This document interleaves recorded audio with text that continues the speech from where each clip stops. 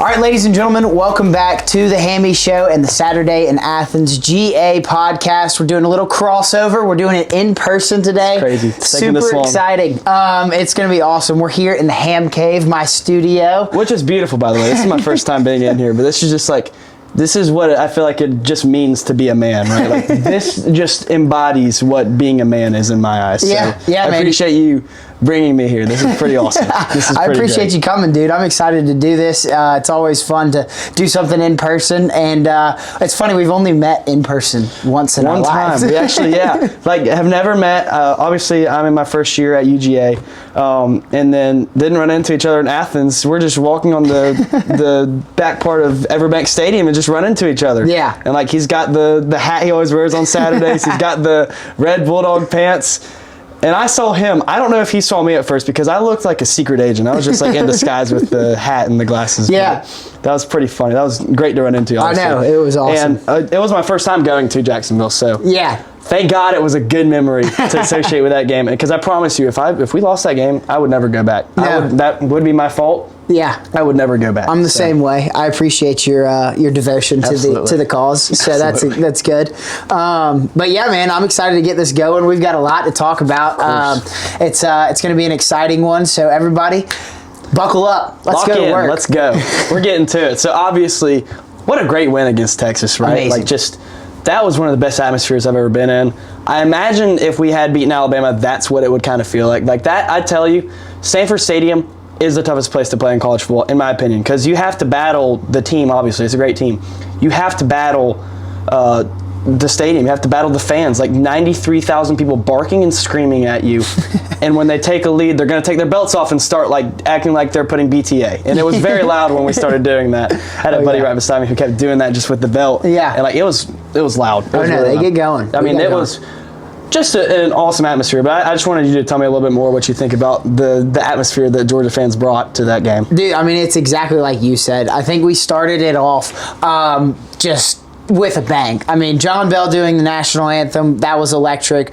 Just the pregame pyros, the music, everything was teed up perfectly, and of course the celebrities in town. Oh, yeah. I mean, anybody from Matthew McConaughey, Quavo, Jason Aldean, Luke Bryan. I mean, the world was in between the hedges, and it was so fun to see. The student section was elite. I mean, it was jam-packed from top to bottom, from the spike squad and paint line all the way up to the Greek sections in the second level. So it was awesome to see that, because we have seen some games where that kind of second level of the student section is lacking. Don't get me started. I know, and it's lacking a little bit. So it was good to see everybody early, loud, elite. And then you go into the game, and we're going to get all into it, but you get into those calls, the going for it on 4th and 1, the sack on Arch Manning, I thought was one of the loudest points of that game, the onside kick, some of those touchdowns late in the fourth quarter.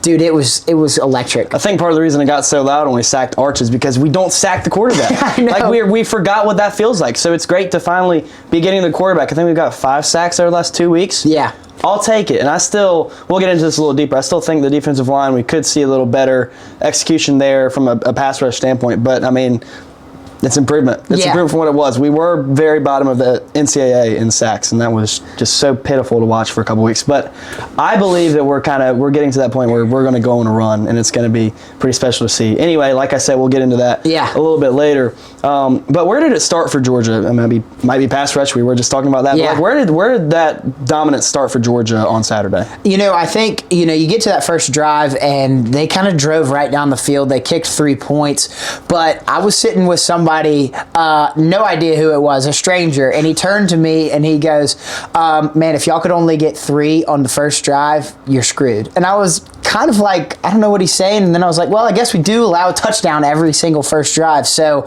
no, I mean, I think from the start, our defensive performance was better than it has been all year. That was the most top to bottom, from start to finish, till the fat lady sings, just defensive dominance. We got to the passer.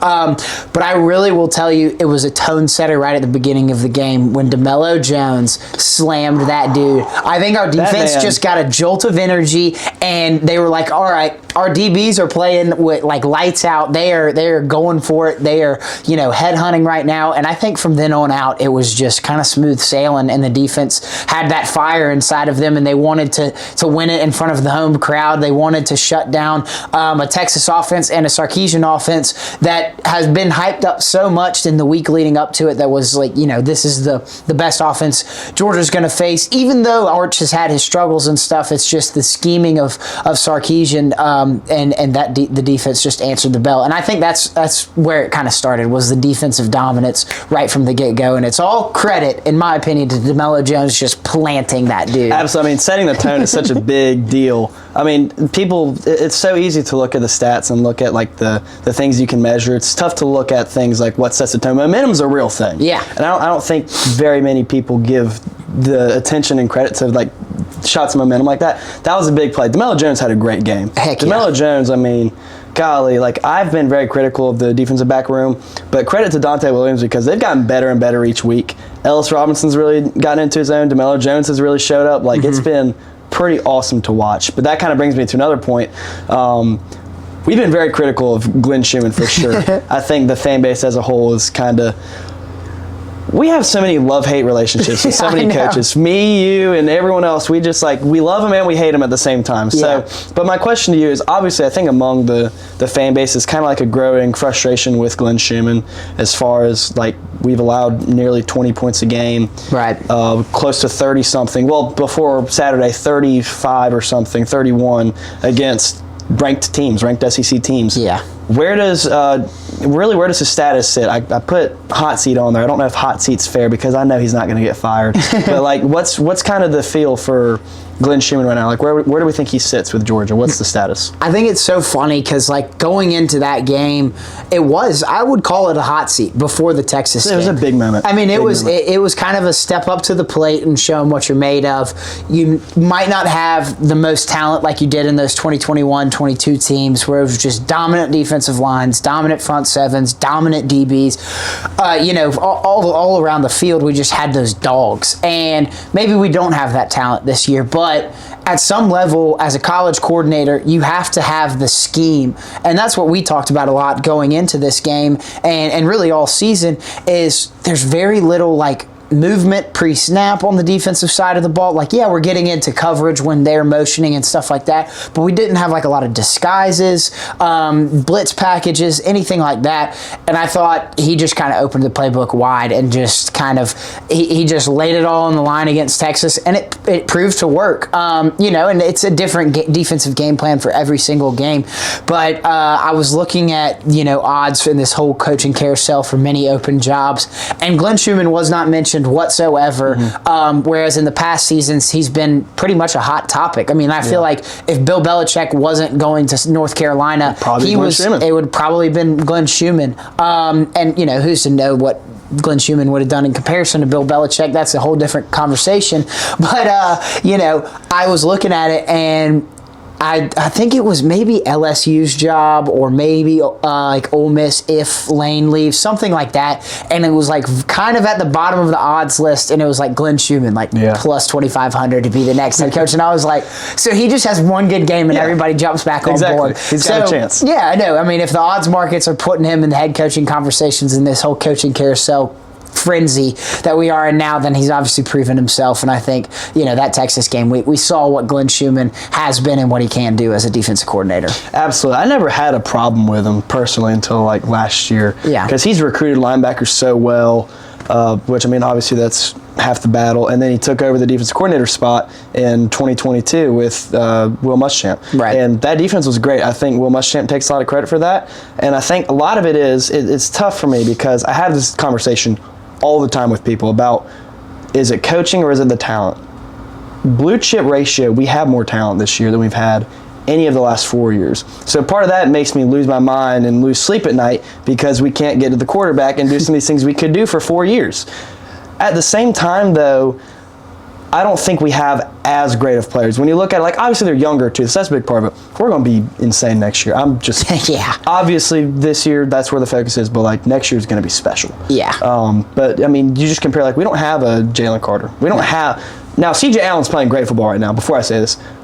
We don't have an Kobe Dean. And he's getting to the point where he's really become like the field general, but it's just, you don't have those sorts of players. Like I said, though, the defensive backs, I do think we're getting better and better and better. Pretty comparable to those years. So, and then the other point that I actually kind of thought of while you were saying all that, the defense has looked a lot better. Yeah. Since the bye week. Yeah. Like, you hit the bye week, you're, again, like, close to 20 points a game, which, obviously, if you can't score 20 points a game, then why are we having this discussion? Right. At the same time, though, 20 points a game for a Georgia defense is just, like, unheard of. Like, yeah. You don't, that doesn't happen. Yeah, it's completely uncanny. And it's crazy. And it went back down from, like, 19.8 to 18.8 after the Texas game.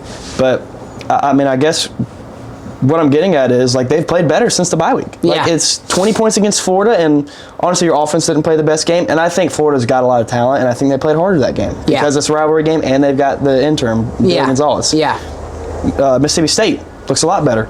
Obviously, last week, pretty much just crushed Texas. And I think Texas had some execution lapses for sure. It was not the best game they could have played, but I was talking to my dad last night, and it's like, you can get a win in the SEC, you get a win. You don't complain or say this, that, and the other. Like that's kind of the deal. And I've seen a couple of people actually complain about the refs in this game, which I think is always so funny when you lose by 25 and have 7 drops, that's what's on your mind is that. I don't know. I have so much beef with so many fan bases. All the ones that aren't Georgia. Let's go with that. I hate every team that's not Georgia. And honestly, is it a little delusional at times? No, because I'm a Georgia fan. Yeah. Like, it's not delusional, right? No. People want to say it is, but it's not. But that brings me to the next point. I think we saw the ballsiest play call in the world at about the 14-minute mark in the fourth quarter, wherever it was. Kirby Smart did an onside kick after scoring a touchdown. If we don't get that onside kick, obviously we're having a different discussion right now. Yeah. He pointed it out. He talked his talk after the game. He said that for sure. But, I mean, you're, again, up 21-10. If they get the ball right there, they got 50 yards to go and make it a 3-point game. Tell me some more about just that call and everything that went into it. Like that was just amazing. I want to hear your thoughts on that. I mean, it was balls to the wall. That's simply 100%. Put.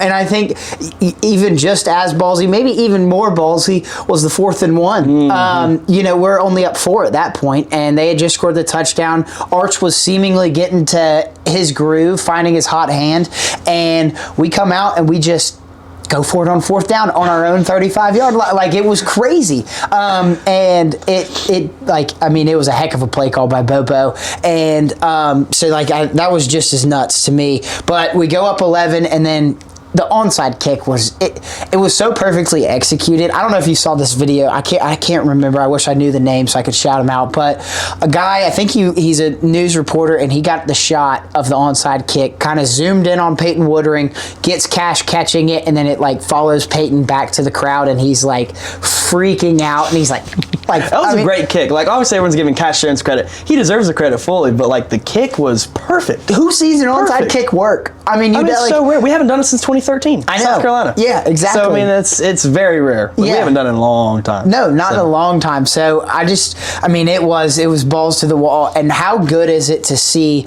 Kirby after the play just running down the sidelines? That got me more fired up than, anything in that game. And we didn't see it really from the stands, but it was right there on television and watching the replay and stuff. He is just running down the sidelines.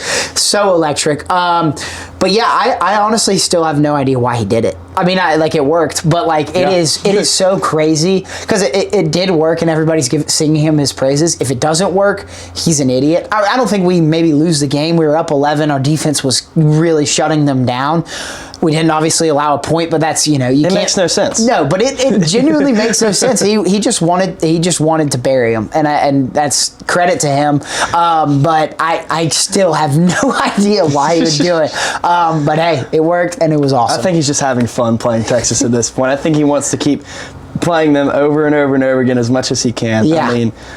We played that game to win. One thing that drives me crazy is Georgia will play these good teams. A lot of times we'll play Alabama, and the game plan, and I know you don't go in and you give 5 words and that's your game plan, but to sum it up, a lot of times we'll go play Alabama. I think 2023 in the SEC Championship comes to mind, is we're playing to not lose. We're not playing to win. We're not playing to go go for the kill. Like, we want to protect our lead. And you don't win games like that. If you want to win games, I'm not saying pull your Lane Kiffin where you got a voice on each side of your head. Once done, you go for it on 4th and 12. I'm not saying to do that, but I am saying we got to take some risks, play aggressive. I think the 4th and 1 was beautiful. They ran tackle over, faked it to McCray. I fully expected it to go to McCray. I did too. And you watch that play back, I think there's 2 or 3 defenders come screaming at Gunner.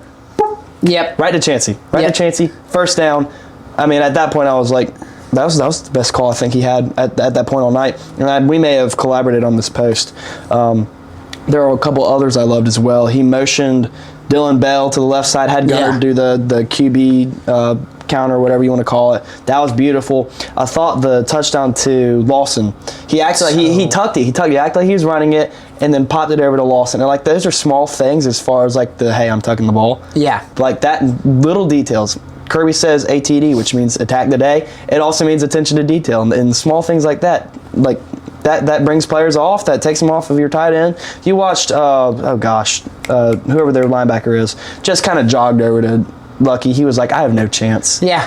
It was Anthony Hill. Yeah, Anthony Hill. That play call was beautiful. I mean, even I know it was kind of a busted play, but the last touchdown of the game when Gunner ran it in, it was practically like the same play. At that point, it felt like they had given up. Just the way that he just missed the tackle and just was like, whatever. Yeah, exactly. They don't look like they care. No, they were not caring. And so, but I mean, and that's credit to Bobo for the play calls. That's credit to Gunner because they have to respect his running ability. I think on the 4th and 1 call, him running out to the side, those 2 dudes were on him. He got rocked on that play, and that's what we've seen Gunner do a lot this year is take the hit, deliver the throw though, and it doesn't matter who's in his face, he's gonna get it to his intended receiver. So I mean, it's credit to everybody on that staff, on that team. I think we've got the heart and the peaking. Everybody's talking about the peaking, and it's true.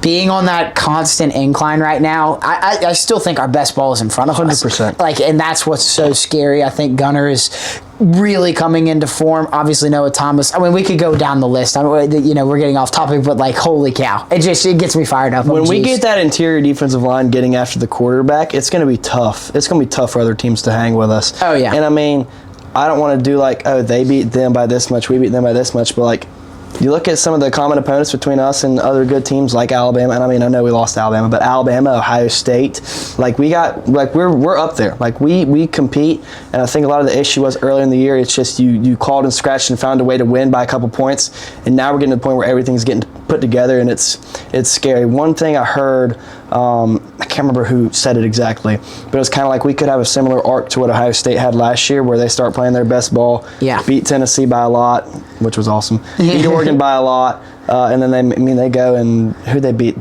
Texas. They beat Texas in that semifinal last year. They looked unstoppable, and I think I'm not saying we're that exact same talent level, but I would love to see that same sort of path through the season just kind of make its way right here at the end. Yeah. But on Gunner, I love Gunner Stockton. I love that dude. He's the type of guy who I feel like you could tell him to go and try and block a defensive end and he'd do it. Or he's the type of guy who, if someone's running across the field, he sees a defensive end, he's probably going to go hit somebody, right? He's fearless, and I love that. I mean, it reminds me of Jake Fromm in a lot of ways, because you saw Jake Fromm blocking on the play to send us to the national championship. Sonny Michel's Wildcat, glorious day in Pasadena, California. Yeah.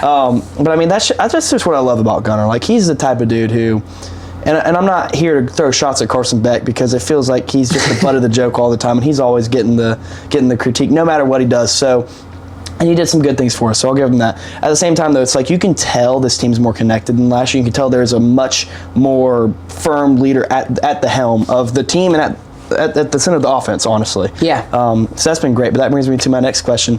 He is legitimately a Heisman contender now. We talked about this earlier in the year, it's probably a little stretch, but he's playing good football. Yeah. At this point, he's gone 74% completion against Tennessee. He did 65 against Alabama, but he went 84 and 83 against Ole Miss and Texas, respectively. Went for 3 touchdowns against Tennessee, 5 against Ole Miss, 5 against Texas, 1 turnover across those 3 games. I think as far as a Heisman contender, you playing your best football against the best team says a lot about you.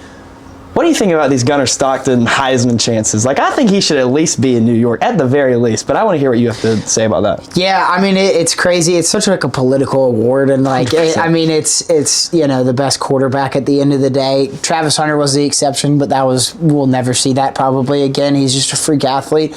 And then you got Devontae Smith a few years ago, but I don't think you could have given it to anybody else. And it was a COVID year, so it was going to be weird no matter what. But I mean, I really do think he deserves to be in New York. I think in the odds markets, he's like 7th, 8th, 9th, somewhere in that range. So he's still got a lengthy shot. But what the Heisman is intended to be is the most important player to their team. And in turn, you're probably going to have a good team around you. So like, Travis Hunter last year was an exception because Colorado was not a playoff team. I mean, they had a shot there for a second when they were like 7-2 through 9 games, but like they really didn't, have kind of that it factor to get to it. It was just Travis Hunter. It was a Travis Hunter show. But I think the award should be judged upon who is the most important player to a team.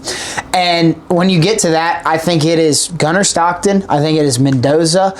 And maybe Diego Pavia. Like, I mean, obviously Diego Pavia to the Vanderbilt team, but I just don't know if Vanderbilt has, like, kind of the... With that being the criteria, though, like, he fits that mold. Right. He won't be there. But like what you said, as far as that being that important to your team, like if that's the criteria, that's what drives me crazy about the playoff, what they had before the 12 teams, and then awards like that. Like there's no criteria, or they give you the criteria, and then everyone's like, you just went against that criteria that you had set out. I think that happens a lot with the Heisman. Yeah, exactly. And so like I just think the way he's playing ball right now, and the stories and all that stuff. Like Stetson got invited to New York, and I think it was awesome, and I think he did deserve to be there, but those years, I never saw like Kirby, at least I don't recall Kirby kind of fighting for his Heisman case. But we get to the Monday presser yesterday, and this might have stuck out to me more than what Kirby has said in the past few days of press conferences, which have been awesome, by the way. But we're going to get to that. Yeah, we're going to get to that. But what he said in the press conference yesterday, at the time of this recording, on Monday, I should say, he was fighting for Gunnar's Heisman case. He was like, there's no player that represents that award better. And it's true. I mean, that's what we've just been saying. And I think Kirby fighting for that, I think that actually does hold some validity to it. I think that works when you got a coach.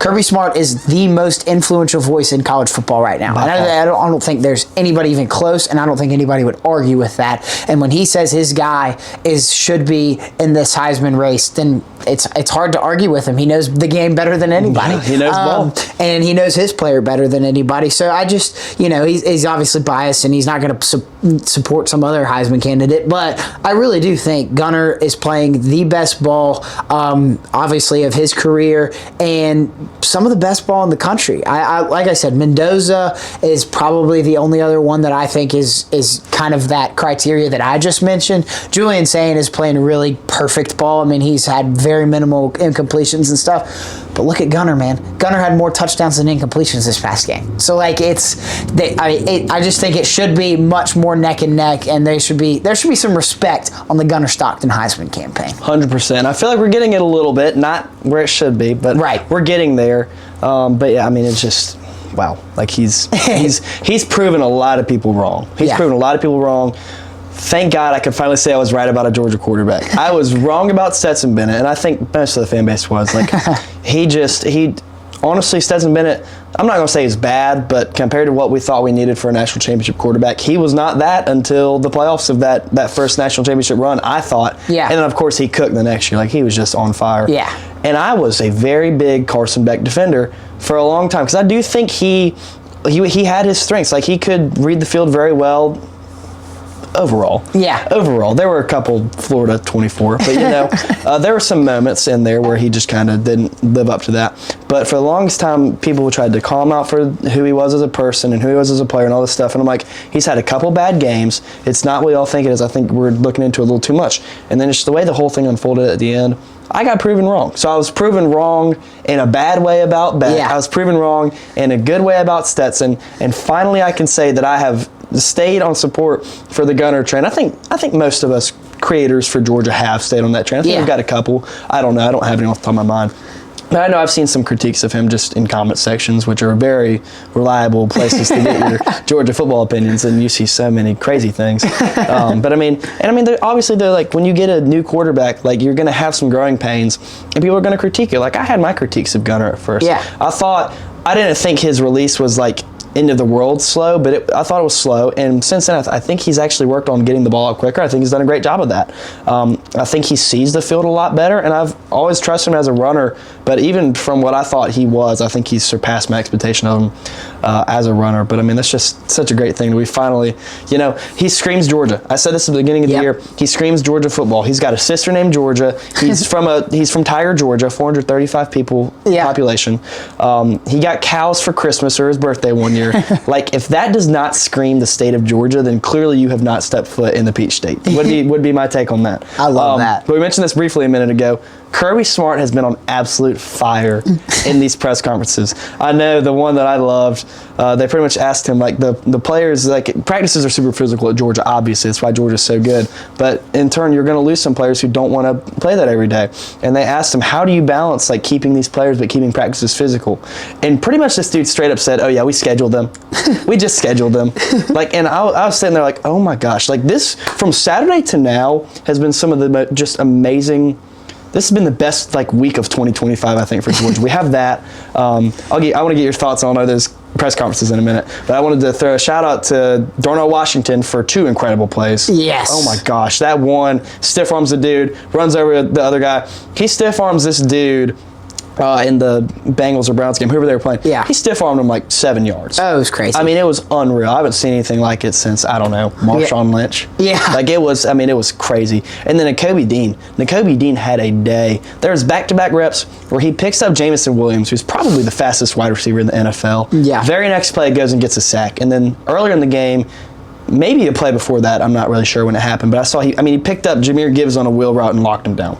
Like, teams let Nakobe Dean fall to pick 83, and now they're paying for it. And now the Eagles have their 39th Georgia player on their team, which, I mean, at this point, why would you not just draft from Georgia and build, or even if it's not Georgia, why wouldn't you just draft from a good college team and build a team out of, I mean, they played with each other before. Yeah. I think that makes them stronger on the defensive line, having Jalen Carter, having Jordan Davis, and Nolan Smith. You've seen that picture in the Super Bowl where they're just all three right there. I'm like, if Kirby doesn't just take that picture and show it to recruits, I don't know what he's doing. Oh my gosh. I'm sure he has. He's had to have. Oh, it should sit on his desk. 100%. It should be framed. Yeah. It should be like the first thing they see when they walk in. It's like, that's what you're going to be if you come to the University of Georgia. Yeah. You're going to be playing alongside your teammates, probably for the Eagles, and winning a Super Bowl. Like that, if that's what you want. Or you can go to Texas and Miami and get your check and then go to the CFL. I don't know what else to tell you. But back to the point. Kirby said that about the transfers and scheduling them. Obviously, he was also asked after the game something about NIL, and he said they want checks we want to hit or something like that. Yeah. I definitely botched that. I just want to hear your thoughts on those couple quotes and the pressers that he's had this week.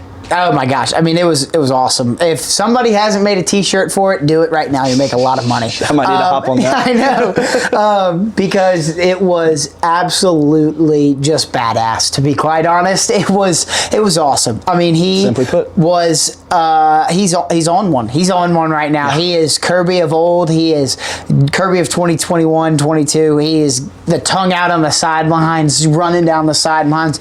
We're seeing the fire, passion, energy from him.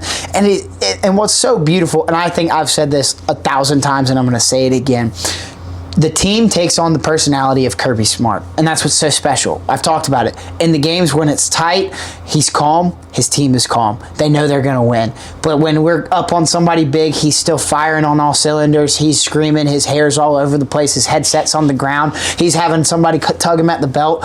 But when he is when he's like that, his team needs to be like that, and they take that on. And I think it's so cool because going into the year, fire, passion, energy was the message that he was preaching all through fall camp, all through the spring, because we lacked it last year. We didn't have that love of the game, that love of Georgia, the bleed red and black mentality, and we are seeing it from him too, which I think is what's so special.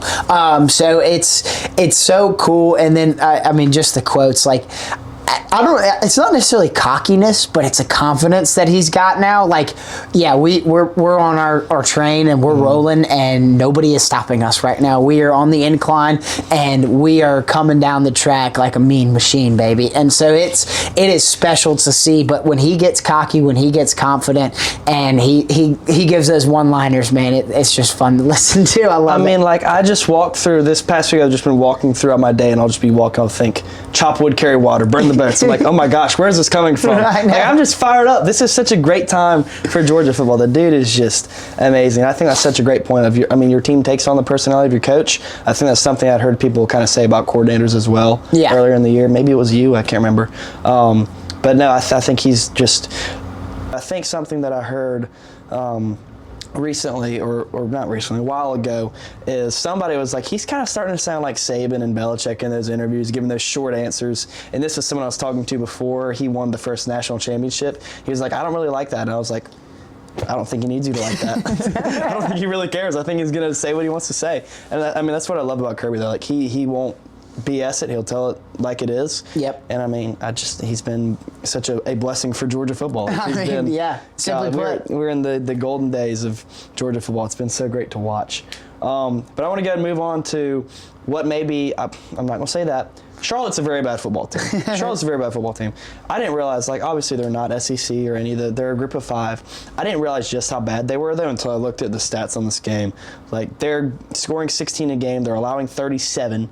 Like, it's embarrassingly bad. So we're not really going to speak as much, I don't think, about Charlotte, but I kind of wanted to ask you, obviously we've got a couple seniors on this team, always a bittersweet moment for senior day, get kind of a cupcake game before Georgia Tech, but just tell me about what senior day means in general, and kind of tell me about maybe some of these seniors, if you got some specific memories, examples, whatever you may have. But yeah, just tell me about senior day. Yeah, man, I think last year was super special because those seniors closed it out with a win that sealed it. They've never lost at home. So that last year, and it was the Tech game, which was just freaking icing on the crazy. Cake. I mean, it was knockdown, drag out game, and for those guys to go out on a win, it's unfortunate that was on Friday. I hate that it's on a Friday this year too, but to get that last game, to be undefeated against Tech, against Tennessee, against Florida, against Auburn, I mean. And it's not just that class. Other classes have done it as well. But, God, I mean, it was beautiful last year. I think back to 2021 when Jordan Davis got the run. And maybe that was Kirby's strongest push for a Heisman. I think everybody was kind of like jokingly saying Jordan Davis should be in the Heisman conversation. Now, he was a dominant force, but it's hard to give a defensive lineman the Heisman trophy. However, getting him that touchdown was just a special moment. And then after the game, he gets up and performs with the Redcoats, conducts the Redcoats, if you will. So special. This year it's a crazy thing that, we talked about it earlier. We're a young team, and we've got a great future ahead for this kind of inner core of this Georgia football team. But I think that to probably my favorite senior on this team, and that's Cash Jones, because of what just happened against Texas. He does that against Texas, where he's from, which is, first of all, awesome. Yeah, storybook. But a walk-on and a kid that has proven himself, and those stories are just special, man. Like, we saw it with Stetson. Kirby's probably the king of walk-ons and developing walk-ons. I mean, you think back to Stetson, you think to Dan Jackson. Now Cash Jones. But, I mean, he gets that onside kick recovery against the state school where he's from. But it's so awesome to me in particular because of the flack that he's taken this year. And I was having a conversation, I think it might have been with you, it was maybe with some other friends, but like, Mike Bobo might have been trying to make Cash Jones the most hated man on this Georgia football team because of the play calls that he was putting him in. And yeah, he goes in on third down and everybody knows what's coming. But gosh, and he get the Alabama call. I mean, the fourth down, whatever, all that good stuff. But, man, to fight through it, to do what he did last week, and shout out Cash Jones. It says a lot about a player when you get that much pushback and really kind of disapproval and hatred from your own fan base. Exactly. Push through like that. And I mean, obviously, I know most of us are kind of like, we're not blaming Cash, but like, why is he in the game at that point in Bama? Now, there are some that I'm kind of like, okay, we need to chill out. These are our own players. Like, you can't Can't Right. be too mad at him. Right. Or you know what I'm saying. You know what I'm getting at. But yeah, I think that was just such a great moment for him to have that against Texas. Obviously, he's been a great receiving weapon for Georgia. He had the touchdown, I remember, against Notre Dame last year. He had one against Georgia Tech. He really played well down the stretch last year in the pass game, and I think it's fun to have like these players that just like everyone has such a close connection with. Like everyone loves Cash Jones, and I mean everyone loves Jordan Davis. Jordan Davis, I think what was so impressive about him and made him so good. Obviously, he's like very tall, very big, very fast, like just what you need out of a defensive tackle. But he'd take up 3 blockers. So, I know. And when you've got that good of a front seven that Georgia had that year, like if you're taking up 2 to 3 to block one guy, that's why Georgia had so much, in my opinion, so much success that year. And I think he deserves a lot of credit for it. But shifting from that a little more on Charlotte again. Just not very much a fun statistical matchup to look at. But what do you want to see out of Georgia? Like, what boxes do you want to check for Georgia to kind of, just be a happy Saturday, easy win? What do you want? I mean, I think, we talked about it in our analysis post that we always do every single week. And I can't remember which of the other accounts said it, but they were like, I mean, I've never been this way, but screw it, let's pad the stats for Gunner. I'm kind of with him. I think it was EJ Rush. I think EJ Rush was like, let's do a Gunner Heisman campaign. Yeah, on the way. Why not? Why not? And of course, just to go back to the Gunner Heisman campaign before I get into this, you pad the stats this weekend after a performance against a top 10 team in Athens on national television with Chris and Kirk. Like that does matter when you are in the ABC slot at 7:30. But you get to pad the stats a little this weekend maybe, and then you get to go up against probably another big-time Heisman contender in Haynes King. So, like, if you outprove him, outshow him in that game, you can't really argue the head-to-head matchup of who's the better quarterback. So, like, let's kind of get this train rolling. I think there's an opportunity. But anyways, back to Charlotte. I think, pad the stats for Gunner, but man, let's just dominate and get out of there. I mean, let's have the third string in by the second half. Like I really think there's an opportunity for us to jump up big and kind of let the guys get the reps. I mean, it really is an important facet of the game, and we saw it so much more in those 2021-22 seasons when we just boat race teams, SEC teams, and we were having our second string in, by the end of the third quarter. And then 2022, you close out the year with the TCU win, and those dudes are in. Then 2024, the in Miami against Florida State, and you get the second string in. Like, that is a big part of kind of getting these guys ready. There's nothing like game experience. So I'd love to see. You didn't really have that in 2024. You didn't have a lot of opportunities where you could get the younger guys in. So we're kind of this year, game to game, that's where they are getting their experience that they did in your last year. Yeah, exactly. And so I really want to see those guys. I mean, you think of guys like Zayden Walker. Like he's had some flashes. He's been in some defensive packages, but like let him get out there and be kind of that dude on the defense. Like, I'm excited about him. Justin Williams is, really much like into the starting rotation alongside Chris Cole, but like pull Raylan out. I know CJ is going to be out, but pull Raylan out and put those two guys in and let them quarterback this defense. Let's let these young guys get in. So I think that's an important facet of this game.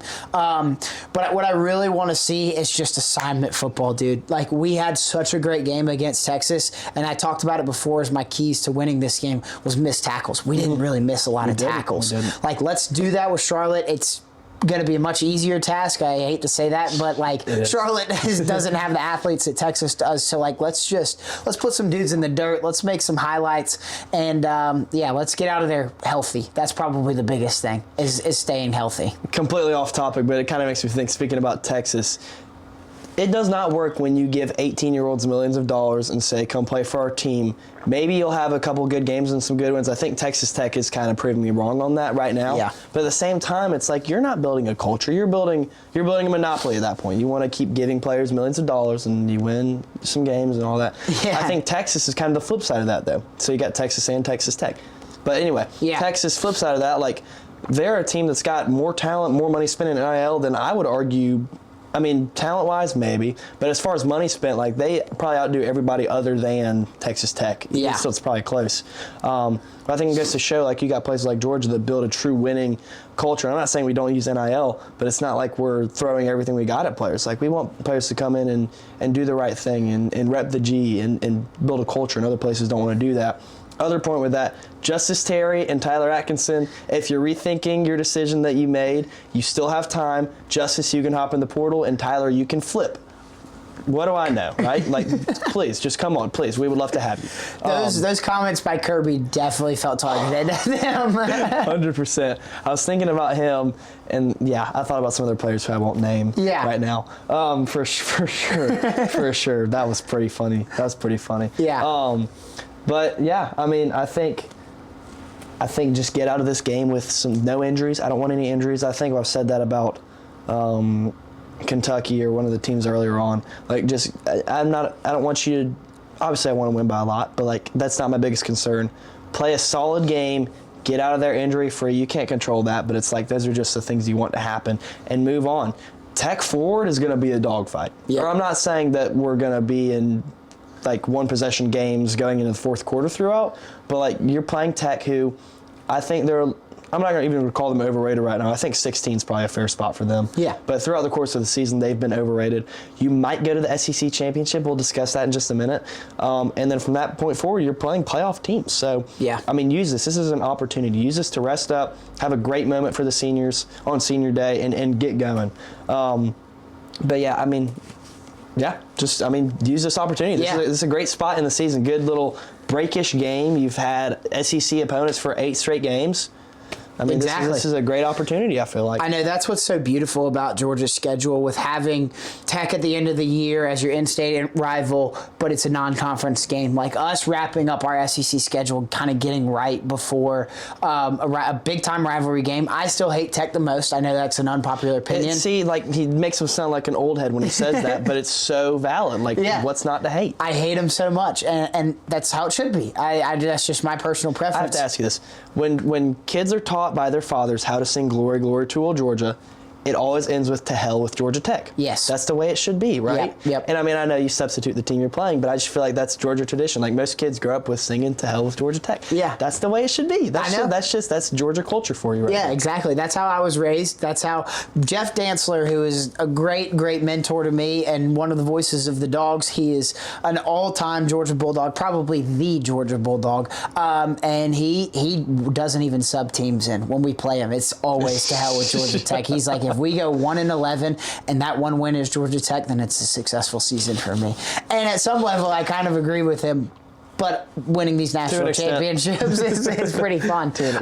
So I think I will say this. If you're a gambling man, do not bet on this spread against Charlotte, because it's like 44 and a half? Yeah. No, like, I wouldn't touch this. That. Kirby doesn't cover against these teams. Like, if we get our second string in, it'll be third close, string though. in. So it's 44 and a half. He'll win like 51-7, make it a 44-point game. And if you took Georgia to cover, Kirby just said, screw you, don't sports gamble. That's what Kirby just told Exactly. But yeah, man, I'm excited about what's moving forward. I think, like we said, we're peaking at the right time. Getting Tech at the end of the year, though, and not a conference game is like a huge kind of sigh of relief. Now, you want to win that game, obviously. I'm not being like Pat Narduzzi saying he doesn't care about beating Notre Dame. Yeah. That was stupid. But, like, you care about winning the state championship. That's a big deal.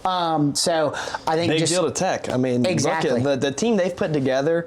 I'm not calling them a powerhouse of a talent roster. I mean, I think they're a good team, but Brent Key he's very open about the fact that what has he done with this team? He's trying to build something that can go and specifically beat Georgia. Yep, exactly. I heard this funny story. We're getting off topic, but I'm going to tell it really quick. So Rylan Godey transferred from Georgia to Georgia Tech, and he was good friends with one of my older buddies, his age, and he got to Tech. Brent Key was in there. It was last year, and they were just talking, whatever. He's fresh in there. That first spring of him at Georgia Tech, and he walks into the weight weight room for a workout, and he's wearing Georgia shorts, like that he had from just years of playing Georgia football, and they get tons of Nike gear. So he had Georgia shorts, and he walked in, and Brent Key and the rest of the team blessed him out. They're like, if you come here, you don't wear red. You don't wear red in this, or you will be running for the rest of the day. And he did. He ran a lot, but that's what Brent Key, it is ingrained in him. Yep. And I think that's what it takes for a lot of these players for Georgia. We have to understand that this is a rivalry game, and I don't think a lot of them do understand that. So we're getting ahead of ourselves. We got to get through Charlotte, but just looking forward to closing out this season strong. The first time that it's been a ranked game since 2014, I believe. Yep. We were talking about this a couple weeks ago, and at the time it would have been the first time it had been top 10, and I don't even know how long. Yeah. It's been, if ever, it's probably happened before, but it's been a very, very long time. Obviously, I'll be there. Are you going to be there? Heck yeah, man. There we go. So we're going to be there. We're going to lose our voices, obviously. So, we're doing our part. Do your part. Show up. Be loud.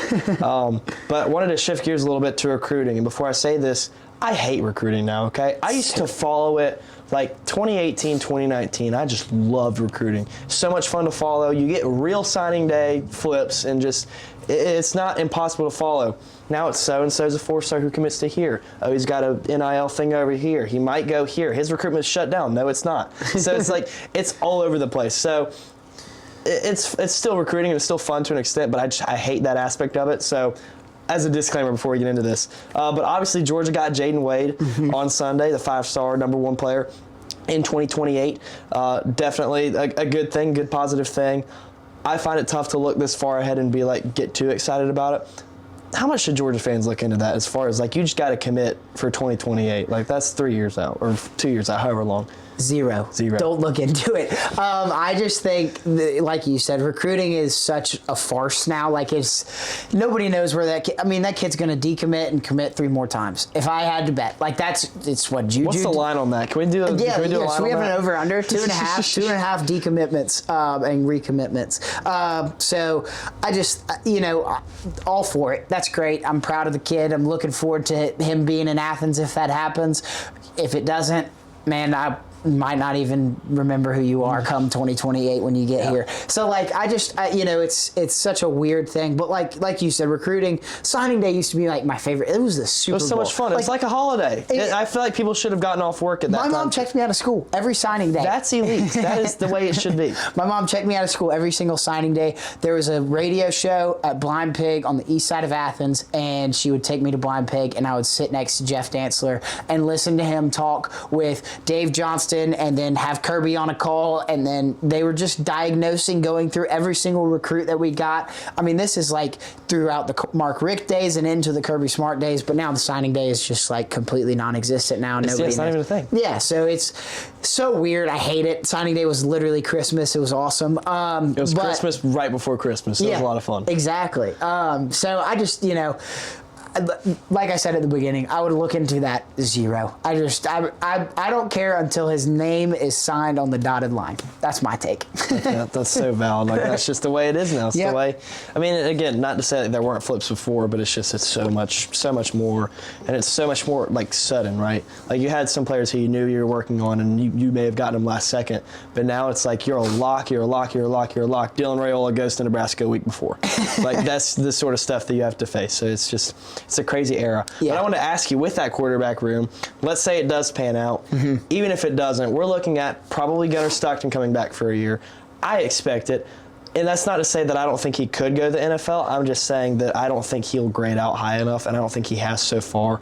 He's not your prototypical NFL quarterback, I guess. He's not, and that's okay. That's not his play style. That's okay. We don't need him to be. We need him to be Gunnar Stockton, and he's done a great job at that. Yeah. But then you got Ryan Puglisi, who's been here for 2 years. He's a redshirt freshman right now, so he'll be a redshirt sophomore next year. Yep. You got Ryan Montgomery, obviously another 5-star, and then Jared Curtis. Golly, Jared Curtis is a 5-star who's going to be here next year. Yeah. Then if Jaden Wade stays, then Jaden Wade. So that's 5 players right there that are 4 or 5 stars. You'll have 4 of them next year in your room. So you'll have probably, I would almost bet a house on it.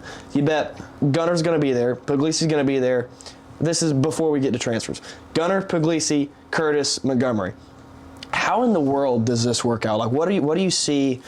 Who transfers out? I know it's tough to predict that, but how do we handle this? How are the players themselves going to handle this? Like, who's staying? Who's leaving? Like, what's the outlook going to be? So I think we've seen enough out of Puglisi, and now he's in the kind of passenger seat to Gunnar Stockton, and we've seen enough from him where he's like, I love the University of Georgia. So I think Pug stays. I don't necessarily know about Montgomery too much. We haven't seen him obviously that much in game. Saw him a little bit in preseason scrimmages and things like that. I could see Montgomery leaving. Yeah, honestly. Because I just think Pug came in the year that I guess it must have been. I don't know who it was. JT Daniels was transferred. No. That's way too long ago. I don't know, but it was whenever he came in. Anyways, he just was. He kind of said, I'm committed to... Oh, it was in the Raiola class, wasn't it? Yeah, it was. Yeah, he was in the last year was his first year. Yeah, and so Raiola flips, and he says, I'm coming here to stay. I'm coming to the University of Georgia to play at the University of Georgia for all 3 to 4 years. I think in a lot of ways that says something about how good Puglisi is. Obviously Raiola, his dad played in Nebraska. He has Nebraska ties, so that makes sense. Yeah. I'm sure he got a check too, so that also...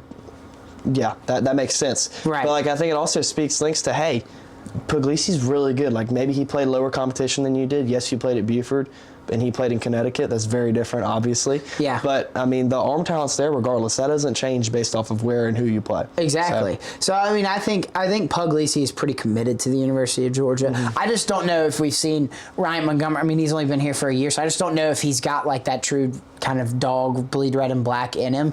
And you can't blame him. All these kids, if the transfer portal's there and you're buried 4 deep, I get it if you have to transfer. Yeah. Well, especially with Curtis coming in, who seems to be the next superstar at quarterback. What he's doing at Nashville Christian is stuff we've never seen. And he's not even playing that great a talent, honestly, based off what I've seen. Right, yeah. But at the same time, if you can roll out right of the pocket and off your back foot do a jump pass 60 yards in the air, I think I've seen enough to say let's go have you play for us. Yeah, he's got the God-given abilities, and you do have to be developed because playing Nashville Christian opponents, those guys are like me and you out there, and you're a way better football player. But I wouldn't say that. I haven't seen your film. But they were. It's different playing in the SEC, so you got to develop, and it's not just God-given talent. You got to understand the defense, the packages, all that stuff. But I do think Curtis has that God-given ability to be a seriously good quarterback in the SEC and potentially the NFL. But I don't know what happens to that quarterback room. But if I had to put money on it, I guess Ryan Montgomery would be the one to leave. And then Gunnar gets his year next year. Pug does seem like a little bit more of the pro style quarterback guy. You think he can spin mechanics wise. Yeah, mechanics wise, he can spin it. So maybe he only has a year as the starting quarterback at Georgia, and then he's off to the pros, and then we get to Curtis for 2. That's a dream scenario. But if there's one thing we've learned as Georgia fans, the quarterback room at the University of Georgia is always an anomaly.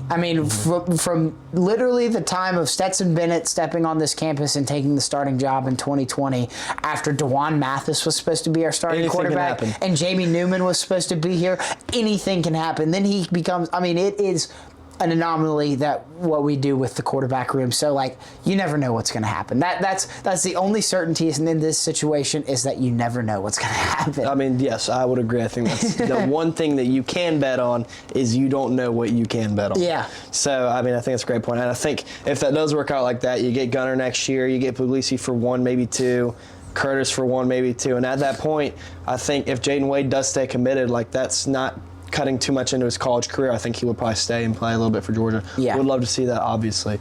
But it's such a weird recruiting age. But it's again, I hate it. I love recruiting, but I also hate the new things about it. Yep, I exactly. think a lot of people share that same sort of feeling towards it. Yeah. Anyway, want to move a little bit. Obviously, we've got this great wall of Hammy's playoff predictions that you guys can't see, but you'll see tonight on the Hammy Show. But there's a couple games on here, really. 2 of them have some implication. One of them really doesn't. I just thought it was interesting. Yeah. We're going to start with number 8, Oregon, and number 17, USC. I think USC comes in with 2 or 3 losses. Number 17, Oregon has the lone loss to Indiana. They lost by 10. I wouldn't really give them too much crap for that. That's a decent loss if you're going to have a loss. Yeah. But I said on here, I think it's probably a playoff spot on the line in some form. If Oregon does lose this game, it's probably tough for them to not. Obviously, I think USC would jump them. I think it's tough for them to stay in, though. Obviously, if they lose a game to Southern Cal at home, I don't see them staying within the top 12. What do you think about that? Yeah, I mean, I think it's all in part, who goes from which conferences and things like that. Right now, it's looking like with Oklahoma beating Bama that the SEC is going to get at least 5 teams in the playoff. With that being said, it probably means the Big Ten's getting 3. Mm-hmm. If USC is the head-to-head over Oregon, it's tough to put Oregon in. They didn't beat Indiana. Other than that Indiana game, they haven't really had a staple win. Like, are you going to call a 2-point win against Iowa a staple win? Penn State when they were ranked and now they're terrible. Apart. Like they can't. And I'm on the train that's like, when they played Penn State was a completely different team. Like, they killed Penn State. Penn State has been a dead team since Oregon beat them.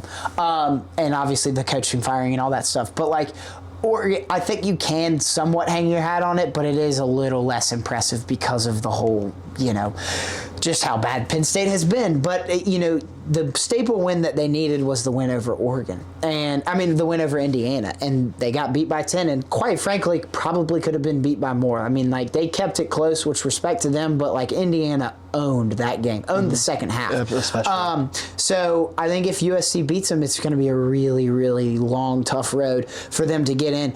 And USC is a good team, man. They beat Iowa. Technically, I hate the transitive property, but they beat Iowa by more points than Oregon beat Iowa by. And both those games, both those teams went in and played Iowa in an Iowa-style football game. Yeah. And if anybody that knows college football, they would know what an Iowa-style football game is. It is 16-10. Yeah, it is freezing cold. It is raining, and it is a knockdown, drag-out, run the ball, defensive stand. Like, it is tough football. And Oregon goes in there, they rush for like 268 on that Iowa defense. It's really good. But USC comes in there and they run for like 220. So like it's going to be a really, really good game, I think. Lincoln Riley has really turned around that USC program since he's gotten there. Mayava's a really good quarterback. Makai Lemon is Mayava was committed to us for like under 24 hours. Yeah. I don't even know what that whole deal was. That was so weird. Back to our point, screw recruiting. Exactly. But I just think, I think this USC team is going to give them fits. And it is in Eugene, and Autzen Stadium is one of the most underrated stadiums in college football. Never been, but from what I've heard it's loud. Yeah. As far as having 56,000 seats. Yeah, and they get it rocking. So it's going to be a really fun one. That's definitely the biggest game of the weekend.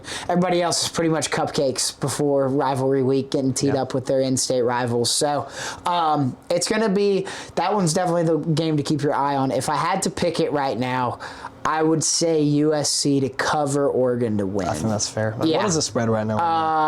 5.5, something like that. Maybe a little less. I haven't looked since today. Could be, but really yeah, somewhere around there yesterday. But anyways, yeah, that one's gonna be fun. Definitely major playoff implications. Pseudo playoff game. 100%. That kind of brought up the point of Indiana though with Oregon. Indiana's weird to me, right? Because they have the win over Oregon, and it's a very solid win. Oregon's very talented. They have talent. Oregon also hasn't really played anybody other than Iowa and the loss to Indiana. Yeah. So I wanted to ask you kind of two questions here. What is your assessment on Indiana? And then kind of similar, I think there's a lot of similarities between them and this other team I'm about to name. Maybe not from a play style standpoint, but from a resume standpoint. What are your thoughts on Texas A&M? Because obviously South Carolina fans are in shambles. Like, that was horrible. My roommate actually grew up a South Carolina fan. He's at Georgia now, and then he's also a Falcons fan. So his take, or his thing the whole week has been he now owns the worst NFL loss and the worst college football loss of all time. He's been going through it, and I had to sit with him through the Falcons game the other day. We weren't there, but he was watching it, and man, they're disappointing. At least we got Georgia. But I guess what I wanted to ask you is, what are your thoughts on Indiana, and what are your thoughts on Texas A&M? So I think they are similar. I mean, the resume thing is very similar. I think Indiana's win over Oregon is more impressive than any win that Texas A&M has. And people are going to call me crazy because that Notre Dame win at Notre Dame was awesome. But it took a fluke at the end of the game, a dropped extra point on the snap for Texas A&M to win by 1, a last-ditch effort. And yes, it was at Notre Dame. So, and people can say that about Georgia against Tennessee. It took a missed field goal, like a chip shot for us to win that game. So, it's weird to say, but Georgia has more to hang their hats on. I'm just gonna end that conversation I there. agree. But That's fair. but Texas A&M, I just think they've got the bottom 7 of the SEC. That's their resume. Like, that's who they've played, and you can't blame them. Like, it's not their fault that they play a bad schedule. It's not Indiana's fault that they've played a rather easy schedule. But I think we will see the true test of these teams with the projected. Now it's gonna get a little wonky in the SEC, but the projected conference titles in the respective conferences in the Big Ten and the SEC. It's one of the biggest conference championship weekends I've seen in a while. I think ever. I mean yeah, it is crazy. I mean, there's definitely been the whole the weekends when it was a 4-team playoff, that those matter so importantly, but seeding wise, this is going to be one of the most important conference championship weekends we've seen, and probably will see for a while in this 12-team format. So. But yeah, I think one thing that makes me think of with the point about Indiana is one thing that always, or not Indiana, A&M. One thing that always bothered me with Georgia is people get so mad at Georgia for a weak schedule, and it's like, what do you want Kirby to petition us out of the SEC East? Like, I'm sorry, it's not usually as stacked as the West. Honestly, it really wasn't. It's true. But it's like, and the other thing was people are so mad about the opponents he would schedule and like having a weak schedule. I'm like, y'all, he can't just snap his fingers and make us play Alabama at Alabama, LSU at LSU, A&M at A&M. Like, he can't do it. He doesn't have that power. Right. So, I mean, I get that defense for A&M 100%. I think it's weird. I have a lot of respect for Notre Dame. Typically, I think they're fraudulent. And it's not just because they beat us last year. I genuinely think that they have a good team this year. Yeah. And even though it's early on in the year, they're much different than they were. You play that game again right now, I would probably pick Notre Dame. But, I mean, I'm just saying I think that's still a quality win. But, yeah, I mean, if you're down 30-3 at half against South Carolina, horrible look. Now, coming back and winning it is almost as impressively good as the other one was impressively bad. Yeah. But, like, I think one thing we've been talking about, does that help or hurt Marcel Reed's Heisman odds, you think? So that's what the argument has been all week, and I've seen both stances. That, coming back and showing the grit, showing the composure, the discipline, all the pillars that a football player and a football team needs, like, strengthens his Heisman campaign. But I'm kind of with, and this hurts me to say it, but I'm kind of with Brandon Walker, who is like, you cannot throw that many interceptions, be that bad. I mean, he looked like he forgot how to play football in that first half. I mean, it was pathetic. The whole Texas A&M team did. It's not all on his shoulders, but they looked awful. And, like, if the award is for the best player, the most important player in college football, if you're throwing that many interceptions, playing that bad, looking like you don't have an idea of what to do against the South Carolina defense that is bad, then I think it hurts your Heisman case. However, I don't think the Heisman voters are going to think the same. I think they're looking at the comeback win as the more important facet of that game. Yeah. Because they're going to think, like, everybody has to have their Heisman moment, whatever. And we might have just seen Gunners against Texas. But you have to have that Heisman moment, and his Heisman moment is coming back against South Carolina. But that just, like, irks me. Coming back against South Carolina should not be that shouldn't be the thing, right? Like, yes, you came back by 27 points. That's incredible to do. But let's start with the fact that you were down 27 points to South Carolina. That's the issue. That's the issue in itself. So, yeah, I don't know. I honestly don't have a take on that, but I've heard both arguments. I think both are good. I don't like Brandon Walker very much. I don't either. I mean, it doesn't mean he can't have a good take. But, I think, and I agree with you 100%. I think every player's got to have some sort of Heisman moment. Gunner probably had a couple against Texas, had a couple against Ole Miss. I think the biggest Heisman moment he had all year, 4th and 6 to London Humphreys. Yeah. That was just a beautiful play. Yeah. That play saves our season. If that play doesn't happen, we're looking at a completely different outlook, because at that point, we might not be in the top 10. Tennessee might be in over us. And that hurts me to even just think about that possibility. That's how much that play meant to Georgia and to me. I agree. Different level of hatred for them right now. I know. Which perfectly segues into the next game, and it's Florida and Tennessee. And honestly, when this year started, obviously we thought Florida was going to be better than Tennessee. They were higher ranked. I hate this matchup so much. I hate every year where it's orange and blue and orange and white play each other. It's just, now, I love it when they make fools of themselves and fight each other after the game, because that happened. It did, 23. God, that was crazy. It's just a crazy moment in college football history. But at the beginning of this year, I pretty much thought Florida. Then I thought Tennessee was actually halfway decent, and I obviously saw Florida wasn't very good. Tennessee's kind of regressed since then. My upset of the week is Florida beating Tennessee at Florida. I don't even know if I've called it as much of an upset because I think Florida does have more talent overall. Yeah. And Tennessee has not beaten Florida at Florida since 2002, 2004. I think that's right. Yeah, somewhere. So around I there. said Florida in this game. If Tennessee breaks this streak, then, I mean, it's always fun to see Florida in shambles. But, like, I don't know. I think Florida's going to win this game. But what's your thoughts on that? Yeah, this is one of those meteor weird games. game. It's a weird game. It's the meteor game. You want a meteor to hit it. Yeah. And everybody just goes away. I've like 3 of those. Yeah, I can get in a little more depth later. But. Yeah, but I mean, I just think, I do think Florida, what's interesting about Florida is the fight that they're playing with. Like, I think against Ole Miss, they didn't look half bad. Like, I mean, they lost gave by up 10, 34-24, but like, yeah, it's Ole Miss. and they put up a great fight. I mean, they had the lead. They had a 7-point lead, maybe 10-point lead at one point. They had at least 7. Yeah, and so like I just, I think Florida does have more talent. I'm with you on that, and I think they're playing their asses off, to be quite honest, for Billy Gonzalez. And there was a lot of emotion into the Ole Miss game, obviously with the whole Lane Kiffin drama, so that might have played a factor in it. But at some level, Tennessee is kind of fighting not for Heupel's job, but just a little bit of momentum in the Heupel era, because I do think they're at a crossroads of like, okay, we can either take this next step forward in a year that we weren't supposed to be that good. We were supposed to, like, I think their over-under win total was like 7.5. So this is kind of the game where, like, you got to win this, and then you got to beat Vanderbilt, who's another great opponent. That's going to be a big game. Yeah. This is one of the biggest rivalry weeks we've had in a while, too. Huge Rivalry week to conference championship week. This is some pretty stellar football for 2 weeks exactly. So, like, you have 2 tough games to close out the season if you're Tennessee. And if you lose both and you go 7-5, you finish under that win total.